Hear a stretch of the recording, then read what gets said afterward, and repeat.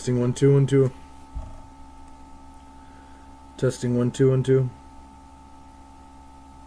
Testing 1 2 1 2. Let's see. Testing.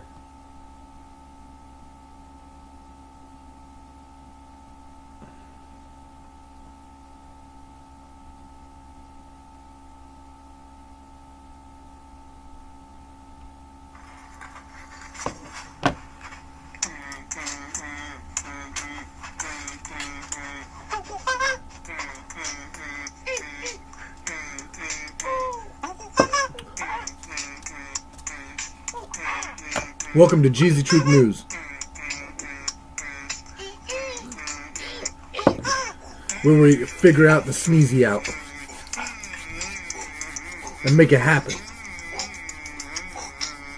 Find the truth and spread the secrets.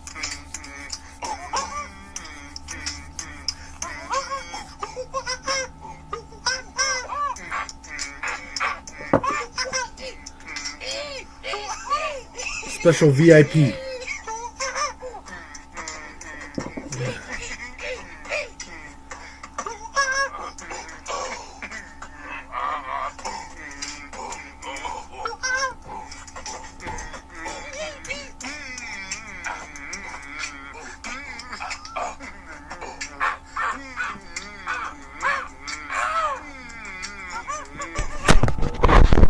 Thank you very much, everybody, and welcome to Geezy Truth News.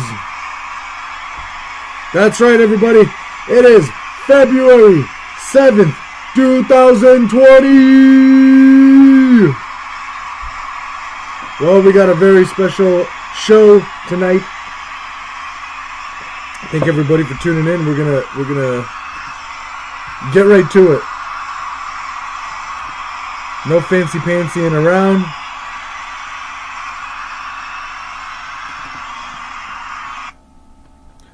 Getting straight to it. Thank you, everybody.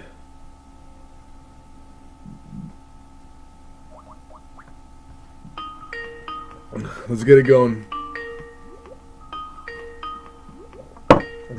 Thank you, everybody for trying so hard. Everybody's working. Yes, I can. Can you hear me? Very good. Very good. I should switch over to... There you go.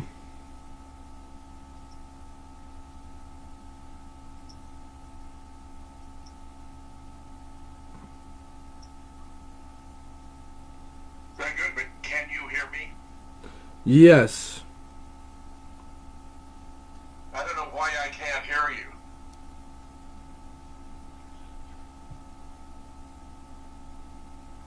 Because I can hear you.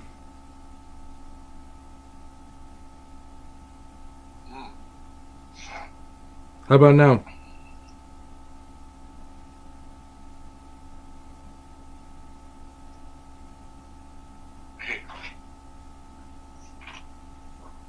Should I try calling again?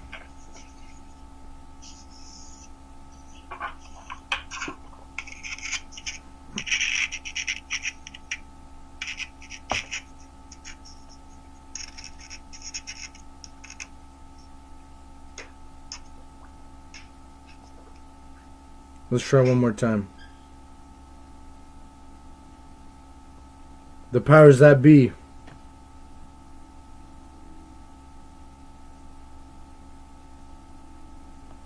Always cause some kind of lack of communication problems, you know? Technicalities on shows, doxing. Can you hear me? Can you hear me now? Yes, I can.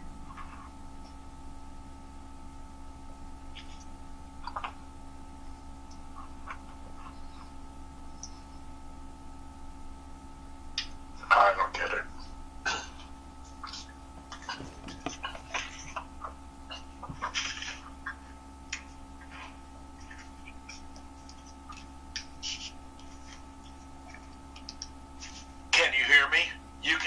I can't hear you. Can you speak? Yeah. I can't hear you. Huh. Crazy. Interesting. I'm gonna switch computers. Okay, give me 1 minute. Okay, no problem.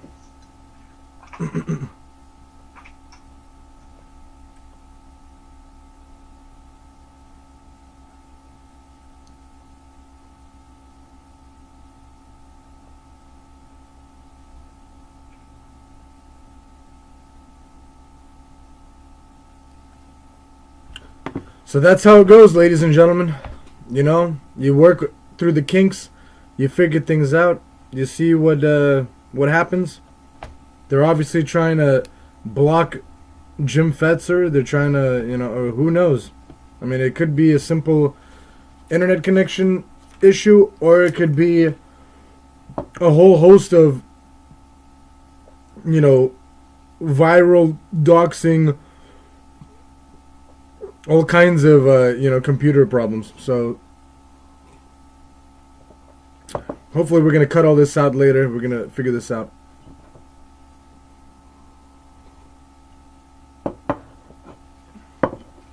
We got Tom and Jerry dwiddling on the dials over there. Got to thank the sound engineers and everybody for working. Okay, so here we go.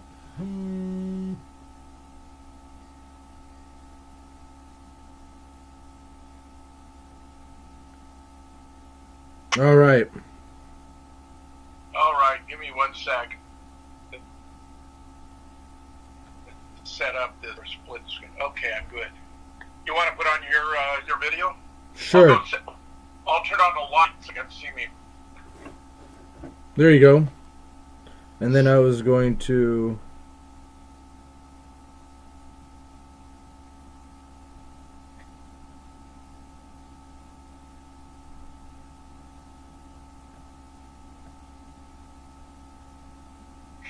There you go. All right. Okay. Back in town. 30 or 40 minutes, is that it? Yeah, as much as you can. We'll talk as much as we can. But I've got 2 shows I got to do after this. So Oh, no problem. I can give you a minimum of 30 minutes. Perfect. Okay, give me a countdown and I'll start recording. Okay. We'll start right now.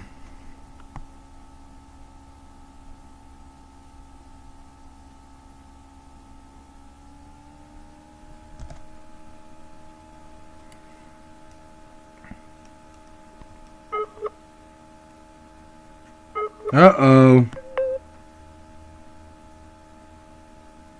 Can you hear me now? Yes.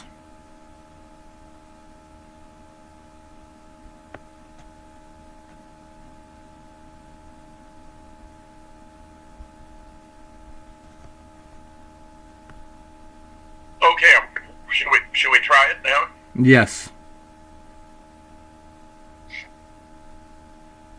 Shall I just give a countdown in 3, 2, 1 and Yes. 3, 2, Okay. 1.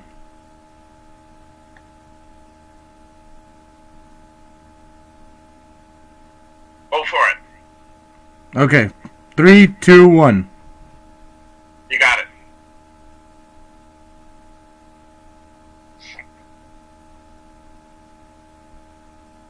All right, begin. How are you doing?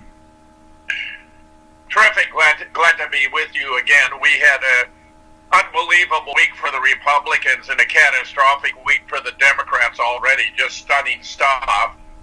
We had the Iowa primaries, which turned into be a complete and utter fiasco. Then we had the State of the Union, which seems to have been quite an inspirational presentation, where Nancy Pelosi compounded the Democrats' dire state by ripping up the State of the Union address in public view. And then we had the acquittal during the impeachment vote, where the only member to break party ranks was Mitt Romney, who appears to be tied into corruption and charisma. So it turns out this wasn't a heroic act, but a self-serving act of the very kind we've come to expect from Mitt Romney over the years. Yeah, it's been a very hectic week. It's amazing. The State of the Union, I don't know if you heard about the new evidence of Epstein. There's new evidence of Epstein, and of course Trump's. Tell me about it. Well, apparently, the new information that just came out on Epstein is just more apparently declassification. Apparently, the prosecutors. There's a lot of people. There's a lot of top officials saying, there's, pretty much what is up. There's a lot of evidence pointing to the fact that the Epstein was not the same guy that they were taking out. The Acosta guy, the prosecutor, that they're wrapping it all up. Well, there are two different issues. Of course, whether the person they claimed they found dead had died of suicide or had been strangled. But then there's the other more important issue. Wasn't even Epstein himself, because we had early reports that in fact there'd been switched around, the cameras weren't working, that he was taken out in a military-like van, which I always found highly plausible. On the other hand, he'd have so much goods on the deep state that Hillary Clinton and Nancy Pelosi and Chuck Schumer and a lot of other powerful players would have a tremendously powerful motive to take him out. So I've been uncertain whether he's alive and well and maybe even back on his island in the Caribbean, or whether he was actually dead, which I find far less likely. Another huge thing about it is, are you familiar with the lady that was his business partner, Maxwell Ghislaine? Her name is Maxwell Ghislaine or something like that. Yeah. And her father is like a head of Mossad or something like that. Very close ties with Mossad, and there's that's pretty much the information there's just more and more of it. Let me move and see if we can get a better connection.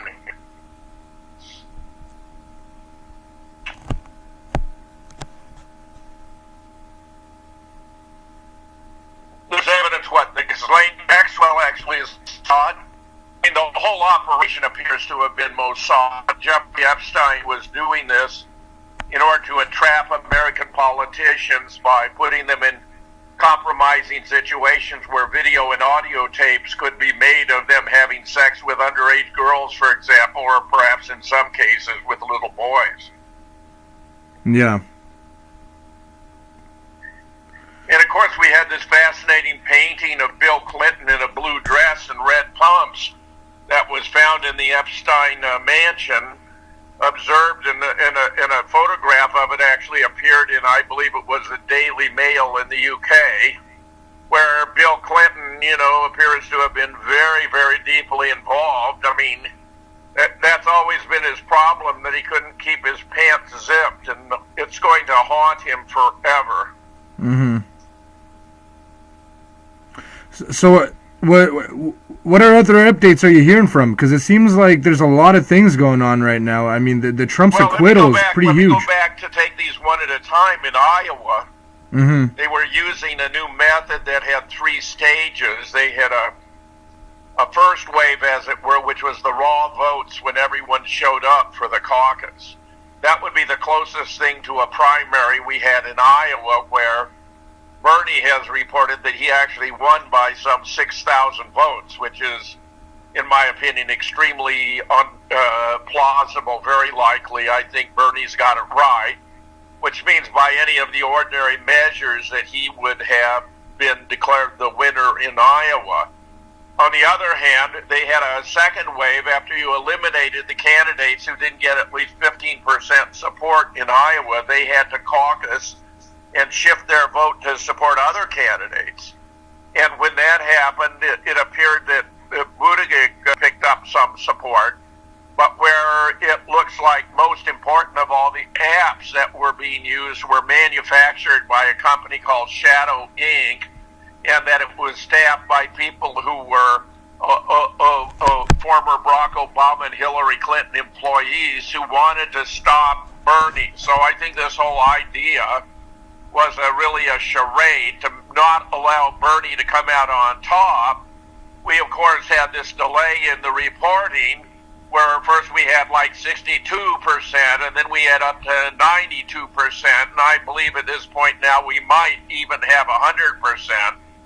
But where, when you looked at the delegate allegation, or after the second wave, Buttigieg seemed to have a very tiny lead over Bernie Sanders, and where now the head of the DNC, Tom Perez, is demanding or requesting a recount, which Iowa may or may not provide to verify the numbers are right. But Buttigieg seems to have been employing, or his supporters, a lot of dubious practices, including coin flips, where they were changing the outcome of the coin flip, and where Buttigieg seemed to be winning all of the coin flips in defiance of the laws of probability.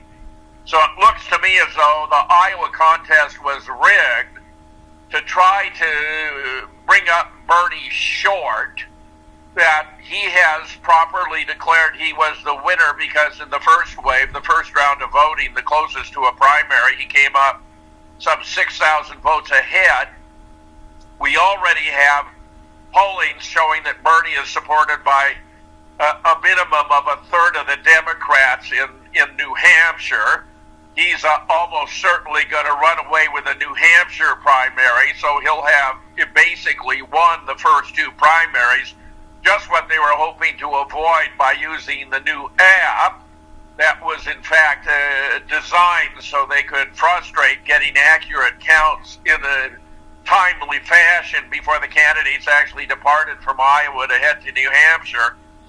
And where Bernie is now doing fantastic fundraising. He's doing record fundraising in the aftermath of Iowa, and it means, of course, that the Democratic Party is clearly shifting to the left, which upsets many of the old-timers and many of the political pros, because they think that the American people would never vote for Bernie Sanders. I myself do not share that opinion.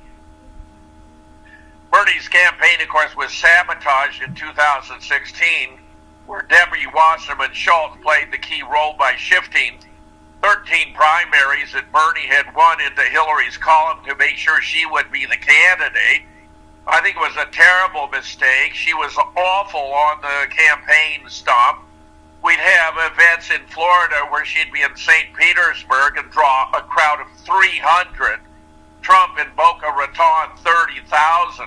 Mm-hmm. So they were actually photoshopping the crowd in St. Petersburg to make it look as though Hillary had a big turnout. They were rigging the polls for Hillary. They were creating the completely false impression that she was virtually guaranteed to win the election. Google was actually working behind the scenes, it turns out, where Robert Epstein, the editor-in-chief of Psychology Today, has reported to Congress that in over 30 years of research in the behavioral sciences, he's been astonished by the power of Google to affect the vote by sending out reminders to select groups. In this case, just send out the reminder to Democrats. He concluded, based upon a number of measures at his disposal, and you can find his interviews online on YouTube, both his opening statement and questioning by Ted Cruz, that Google shifted between 2.6 and 10.4 billion votes to Hillary in 2016, which undoubtedly accounts for why she won the popular vote. That in 2018, they were very instrumental in the Democrats recapturing the House, which would not have happened, it would appear, without Google's support. And that they're going to go all out in 2020, even though the Democrats do not appear to have a viable candidate. Just offered illustration. I mean, how can the Democrats now rally around a rich white billionaire, Michael Bloomberg, when they've been decrying another rich white billionaire, Donald Trump? It just destroys the identity politics they've been playing in the whole idea of diversity, where Bloomberg, although he wasn't officially campaigning in Iowa, nevertheless, he's shelled out over $200 million. He got 20 votes in Iowa. That's $10 million a vote. I dare say he could be much more effective if he were simply to pay off people to vote for him at a at $500 or $1,000 a whack. Bloomberg is a very nasty piece of work. He's the former mayor of New York City, of course. He introduced a stop and frisk policy that was viewed as highly detrimental to young blacks who were being stopped and frisked on the street. He showed that he was a petty tyrant who wants to micromanage our lives by denying New Yorkers the right to have a big Slurpee in a large cup. I mean, how bad can you get?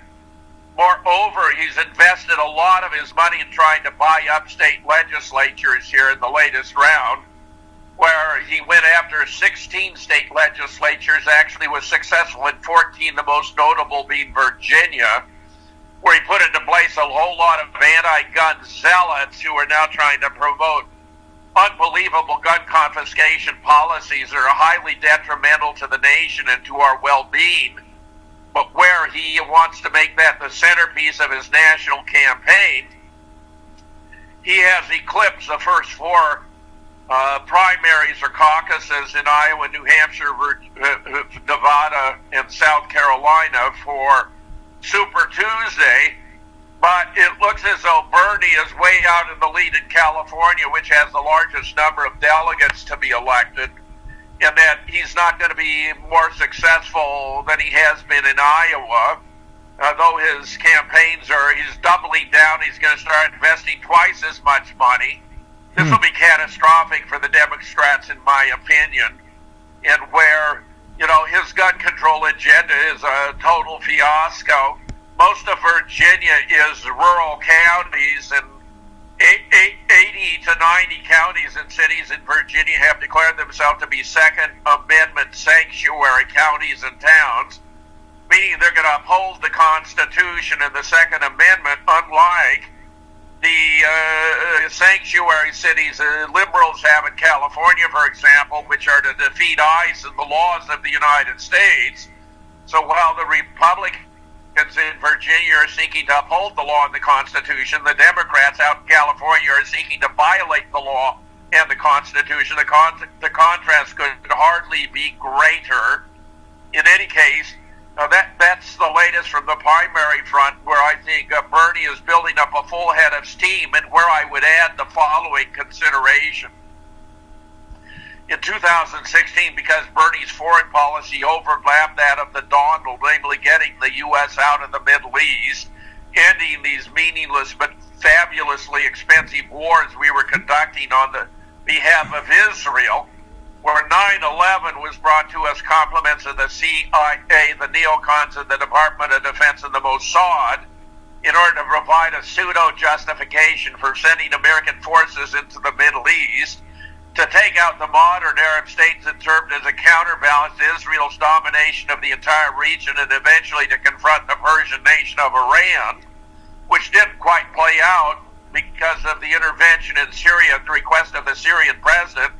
Russia and Iran helped to defeat ISIS, but where the most important figure in that contest was Major General Qasem Soleimani, who's the modern master of the art of counterterrorism, and who used the various elements of forces in Lebanon, in Iraq, in Syria, as well as Iran, and to defeat ISIS, which the United States had created in 2012, where Hillary Clinton was instrumental as Secretary of State, where the idea originated with John Brennan, then director of the CIA, where Barack Obama supported it, to create a terrorist army that would put pressure on the Syrian government and then could be used to confront the Persian nation of Iran. But it was outrageous. It was opposed by Michael Flynn, which is why Michael Flynn would then be targeted and removed against Trump in relation to his foreign policy. The assassination of Soleimani, for example, was an act of war. It was against a nation, Iran, with which we are not at war. It's a preemptive attack, which is only authorized under the United Nations Charter under two conditions. First, if there's a prior approval of the UN Security Council, which of course was not the case here, or if there were an imminent threat that required an immediate response, which was also not the case here. Indeed, because Soleimani was on a peace mission. He was traveling as the guest of the Prime Minister of Iraq, and at the invitation of our Secretary of State Pompeo and our President Donald Trump to deal with a peace treaty or a peace overture coming from Saudi Arabia. It was an outrageous act of perfidy. Under the UN Charter, therefore, since we didn't satisfy the conditions, we violated the Charter with which we are linked by a treaty. We're under the Constitution.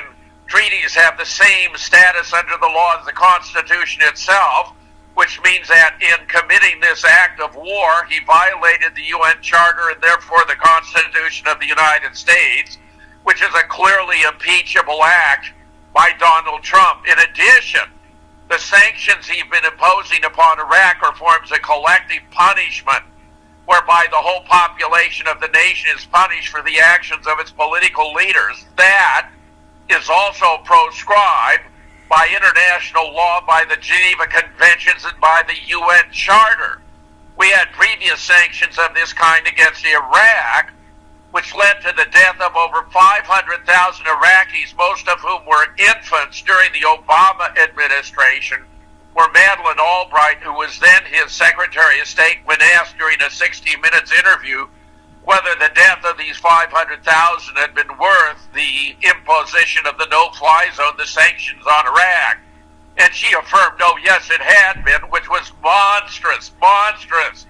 These are tremendous acts of war. They are war crimes. They are criminal acts. They are violations of the Geneva Conventions and the UN Charter.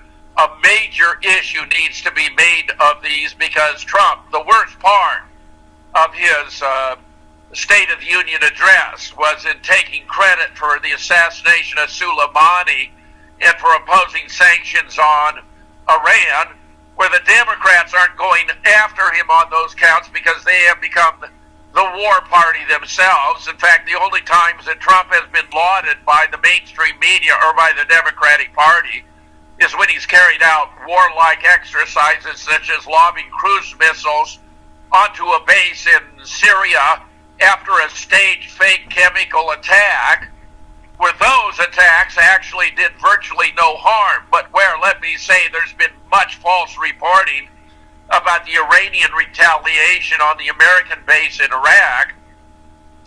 It turns out that a Pentagon assessment by a party responsible for making such assessments was released under the Freedom of Information Act and showed there were on the order of 285 casualties on the base, including around 135 deaths, that many hangars and aircrafts were taken out, that it did severe damage to the command and control center, whereas Trump said it did virtually no damage at all. That turns out to have been a false report, and where what the Iranians demonstrated thereby is that while their missiles are not nuclear tipped, they are capable of pinpoint precision, so that what we have now is a very serious threat that ought to cause the West to reconsider, where the Israeli head of the Israeli Defense Forces has warned the citizens of Israel that the next exchange will bring warfare to the home front, because the Iranians have thousands of missiles they can launch against Israel, and where the Israelis are now very concerned because the anti-missile defense system they have in Israel to defend them from an Iranian attack is the same anti-missile defense systems the U.S. had in Iraq, which did not work at all. So the situation is extremely serious. Now, Nancy Pelosi, with great fanfare, tore up Trump's speech, but it was an act of petulance. It was juvenile. It was very embarrassing. There are members of the House who are asking that she be censured or even removed as Speaker of the House. That's all very consequential. And I just say with 100% certainty, unless Google intervenes, the Republicans are going to go down hard in 2020.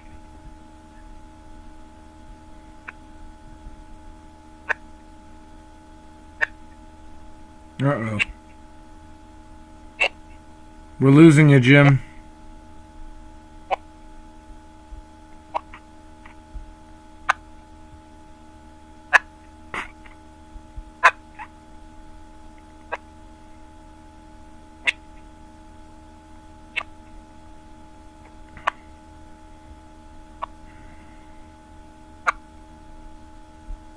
Echo, Foxtrot, 10-4.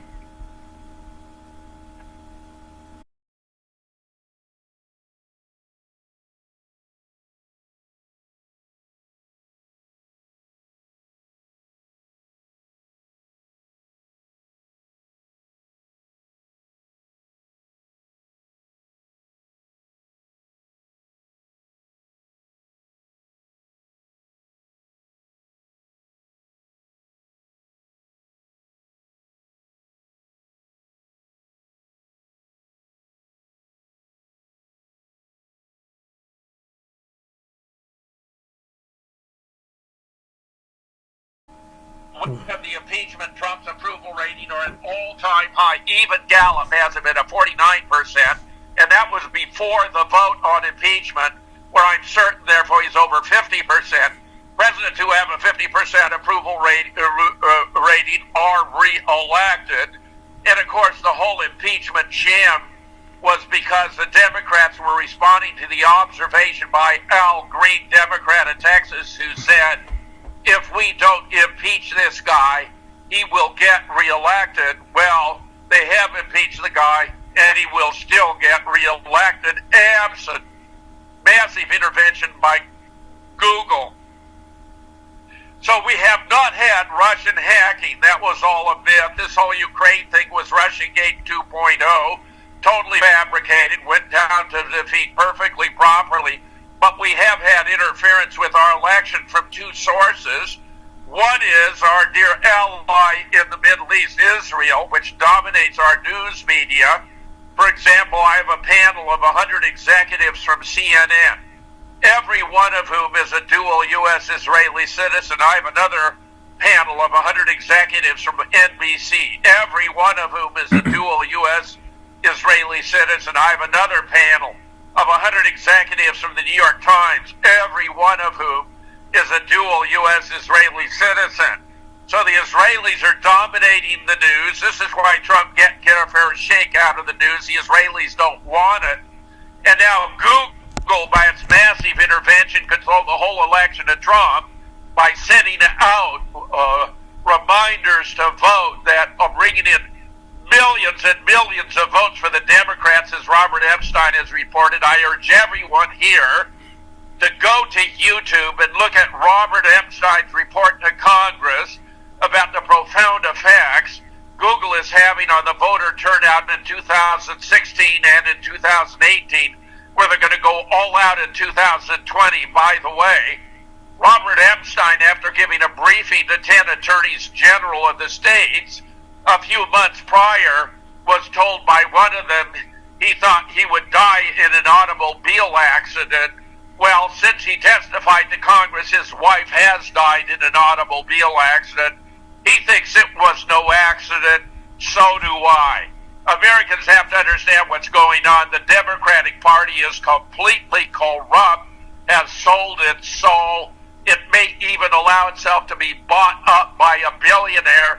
Mini Mike, he's only 5'6" tall, which is a profound disadvantage politically, so that Trump tweeted out that Mini Mike is not only trying to buy the election, but he's trying to negotiate with the DNC so he can stand on a platform or a box during the debates to make himself look taller, where the Democrats are changing the rules to get him on the debate platform. I take it he won't be there tonight, but they have reduced the percentage you have to participate in the debate, and they have eliminated the small donor requirement since Mike Bloomberg is financing himself. But it's completely disgraceful and completely hypocritical. It shows the Democratic Party is a mere shadow of its former self. I used to regularly support Democratic candidates because I believe they were the best qualified candidates. I voted for Bill Clinton twice. I voted for Barack Obama twice. When it came to Trump versus Hillary, it was obvious she would continue the wars in the Middle East, that she has a monstrous history of corruption. The Clinton Foundation, the body count must be approaching 200 by this point in time. I could not support Hillary and voted with a clear conscience for Donald Trump. Mm-hmm. Now, I have been concerned about his foreign policy, as I've explained, because he has declared that Jerusalem is the capital of Israel. He has declared the Golan Heights belong to Israel. He's unfunded the United Nations refugee organization assisting the Palestinians. He has even, by executive order, expanded the definition of anti-Semitism to absurdly include criticism of the government of Israel or the actions of the government of Israel. That's a monstrous assault on the First Amendment, totally inappropriate. But now he's released this peace plan that is an insult to everyone who has looked at the Israeli-Palestinian issue. It's not going to fly. It's been rejected and universally condemned. But the fact that he's moved so aggressively in that direction is, to me, a profound disappointment. He needs to get his bearings and get right with history and stand up for the Palestinians, the greatest human rights issue of the 20th and now the 21st century. That's how things look from here. That's the view from Madison, Wisconsin on current events. It's been a terrible week for the Democrats, and I predict things are not going to get any better anytime soon. Well, all right, Jim. Well, thank you very much. My great pleasure. I'm always glad to come